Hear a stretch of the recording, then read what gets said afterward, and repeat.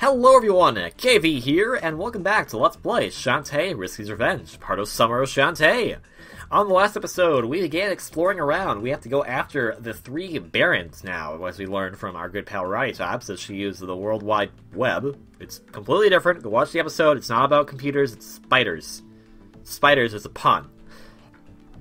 And apparently they have the 3 magical seals, or supposedly anyway, that would power up the magical lamp that Risky Boots has. So we're off on a quest now to get the seals from the Barons. So, if we keep going here in Tangled Forest, we'll find a rock that is sad. Hi, sad rock, how are you? Actually, more importantly, we'll see this thing. That looks ominous. I wonder why that is. Who's out there? The lunch courier? If you don't have my tasty meal, get lost. Well, okay, thank you, buddy. Here's another sad face rock. We also got a puppy last time. Yay! Rotitops tried to eat it. Not yay! So we'll have to go here through Tangled Forest, killing more spiders, getting more gems, and getting rid of Lamias, which are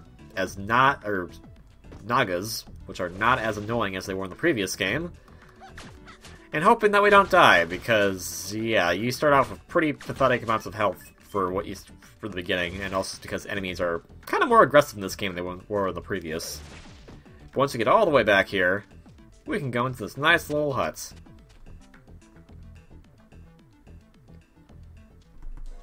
Hello! Welcome, miss. I'm very sorry, but today's orders are all backed up. My dream has always been to become a master chef, traveling the world with my pup Wobblebell. But he seems to have run away, and without him to inspire my dishes, my dream has fallen into ruin. If you find him, please tell him I miss him. Oh, Wobblebell, I miss my pup so much. Well, we have a puppy. Can it be? Is that my Wobblebell? Please, can I have my precious pup back? No. You're right. That's probably not my pup. Oh, Wobblebell, if only I knew where he went. He probably felt that I took him for granted and left me to find some other chef to inspire. And now, they are all making wondrous dishes together and traveling the world. And let's be honest, I was taking him for granted. I rarely even fed him, and when he wanted attention, I just pushed him aside and focused on my culinary arts. But now he's moved on, and my fate is sealed. Sure, I'll cook, at first out of habit, but eventually I'll become a heartless automation, marrying the first man that shows interest, and I'll cook, and people will come for miles and try my recipes. I'll be famous, and then the world will become reliant on my food. Then Wobblebell and I will meet at a random, and it will be a little awkward. I'll bury my feelings until that day I can crack.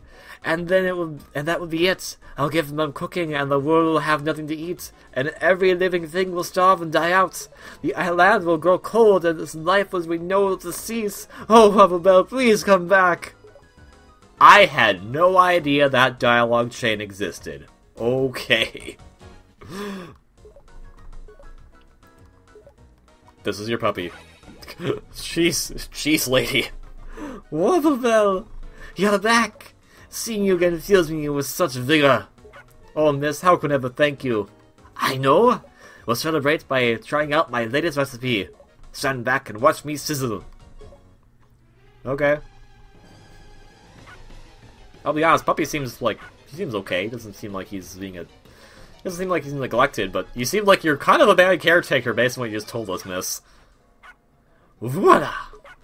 That's how we cook up a tasty meal, using my only natural ingredients. Now that Wobblebell is back home safely, my dream of becoming famous chef can finally come true. Right, Wobblebell? We got a tasty meal. I have no idea what it is, but it looks tasty. Alrighty then. With a tasty meal, remember we talked from that gate guy and he was like, "Where's my lunch?" Let's go talk to him again, see if he is gonna be open to the idea of, that Lamia, that Naga was burning, because we threw a fireball at it. Congratulations!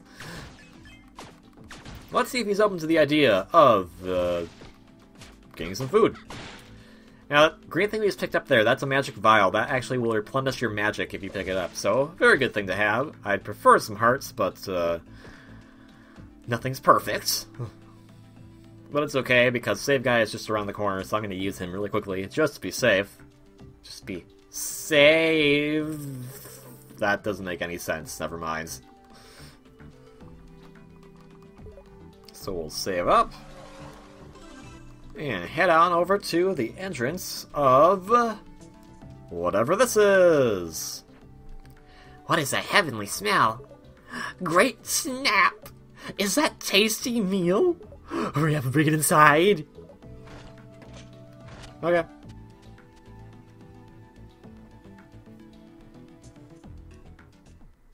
Hello there. You're the delivery boy? It's about time you got here. I put my order in hours ago. I'm famished. I'm not a boy. Whatever. So long as you brought the tasty meal, hand it over.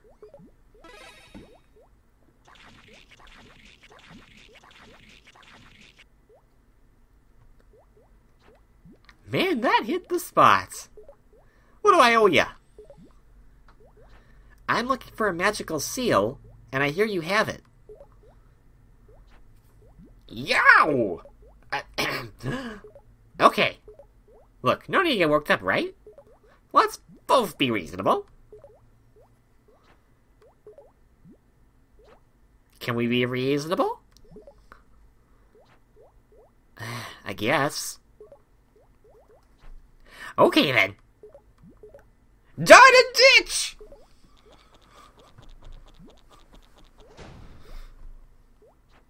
That guy is so dead. And so, this begins our first labyrinth of the game. Squid Baron's labyrinth.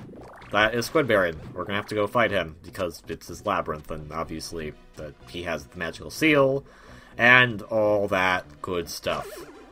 So, labyrinths in this game work pretty much like they did in the previous one. The only difference is that the locked doors now have, they have nice fancy sprite for them, as opposed to just being these little barriers. Also, we can't get that. Nice thing about this game is the labyrinths really like to teach you about, like, secret areas, like here. Like, he wants to use this because you need to get up here, because you really can't go anywhere else. But we can get lots of stuff, like more magic that we don't need, and some gems. We do need those. I do like the labyrinth music in this game. The labyrinths overall in design are kind of hit or miss for me, but I do like some of the areas. Like, this area is pretty cool. I have no idea what this has to do with a squid, but I guess he lives in the forest, so that's why there's flowers here. But why does the squid live in the forest anyway? Another new mechanic is that you have these blocks that you can hit. Some of these will go away, some of them don't. Usually you can kind of tell because the sprites are usually lighter colored than the rest of the blocks, but sometimes it's not always the case. Thank you for the gems, and we'll go kill the evil crabs, because they are evil. They're not giant, but they are evil. And hey, look up there, that looks like a little thing we could be using to go up somewhere with something. Hint, hint, nudge, nudge, wink, wink, obvious, obvious, obvious. If you didn't watch the previous game, you will understand what the heck I'm talking about. Oh, these guys are back. Don't we just love these guys? Alright, just dodge them up. Shantae is a very interesting sprite for going up these ropes. I should kind of mention that, is that her sprite, she actually has this kind of vest on her for some reason, even though it doesn't show up in the character art that appears in the game. And it doesn't appear when she's climbing up the ropes either, so I'm not quite sure how that happened, but whatever. I'm not going to complain about it too much, just it's a weird little thing to notice. I don't like these guys! Get rid of them. I just don't like them. They look weird, and they explode, and they just seem weird. So, if we go down here, by breaking these blocks up, just crawling and breaking these blocks up, we can open that, and the key will fall down. So, let's fall down with it. Using this key, we can open up the locked door. Nice new little feature is that it'll tell you how many keys you have on you by putting them in the bottom right-hand corner there. Very nice that. Though we just used it up, so it's gone. Bye, key. Here's a new enemy to this game, the Knights. I'm not sure what their deal is, but you have to hit them in the head pretty much. If they have their shield up, they're not going to be hurt if they have the shield up, so you gotta jump up and hit them in the head. They do usually drop quite a hefty sum of money though, so always good to get. And hey, save guy, how's it going? I'm gonna save. He shows up in labyrinths now, which is actually very, very nice.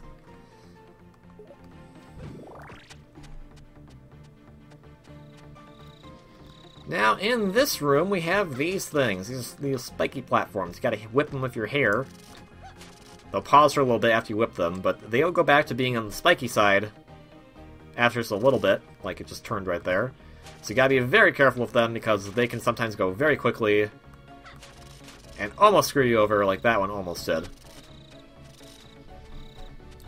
And this room, we could go up, but there's nothing up there we can get as of yet, so we're gonna go over here. Into this room. Lovely. Falling all the way down here. And falling down furthermore. Hi, crabs. Go away, please, crabs. And falling, just falling down. This is a chamber where you fall down a lot. Pretty basic, just go down this long chamber. Also, we'll use this as a quick pathway to this room. And then we have more of these flower rooms, and more of these, so you gotta be very careful with these platforms, because you have to get on them first. And then the time frame of how long they stay switched is a bit wonky for some of them, so you gotta be very careful, so you don't get screwed over like that. See, it turned. Hey, look, more knights. Let's go and kill them all. One thing about this game compared to the previous one is that there is a lot more combat heaviness to it, and that's partially because I guess they can get away with it now, since combat was a bit clunky in the previous game. It wasn't terrible, but it was definitely hard to hit some of those enemies with some of the sprite works going on there.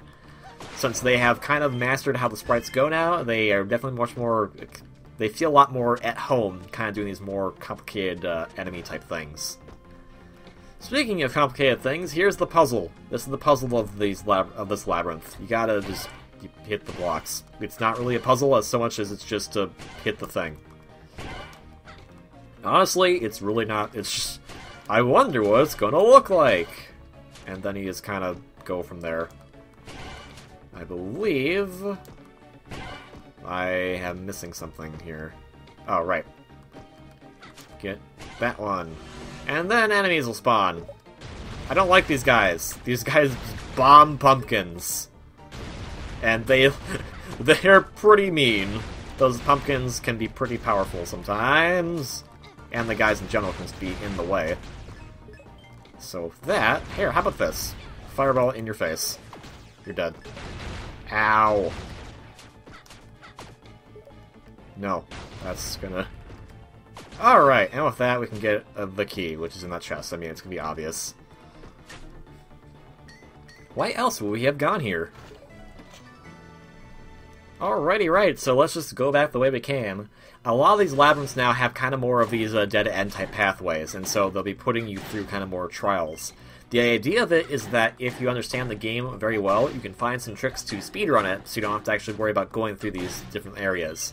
I'll be going through it normally, so I'm not going to be doing anything fancy, just kind of the traditional way you'd be doing it if it was your first time playing. To help those who are playing along, if you are playing along. And I hope you are, because this game's amazing, and it's fun, and stuff, and butt wiggles. There we go. I believe, is there more enemies that, oh, you know, this is the room, this is the long room. I do believe, though, we'll be able to use this key to get something very nice. I want that. Health is so important in this game. Due to that is much more combat heavy, health does become, like, a very key thing to keep in mind. Let's see, is there a health in this pot by chance? Yes, there is. Oh, hey. Oh, nope, that's just a thing there for the sake of being there. Alright, knights. Let's see if I can get them to actually move back a little further. Which they are not being cooperative in the slightest about. Because I can just stay up here and wail on them. which is actually very useful. So then I can just do this. Kind of a nice little thing to thought about, like, hey, if you can do this, then you can get some stuff going pretty well. I believe, though, we'll end our episode off here. So, thank you all very much for watching this episode of Let's Play Shantae, Risky's Revenge. If you like this video, please consider hitting the like button below, and if you want to see more content from me, please consider subscribing. As I've always mentioned, this game, in addition to its prequel and its sequel, the original Shantae and Shantae and the Pirate's Curse, are all available on Nintendo 3DS, and they're fantastic games, so pick them up if you want, because they're pretty darn awesome. So, I hope you're all having a great day, and until then, Shantae is awesome! Ciao!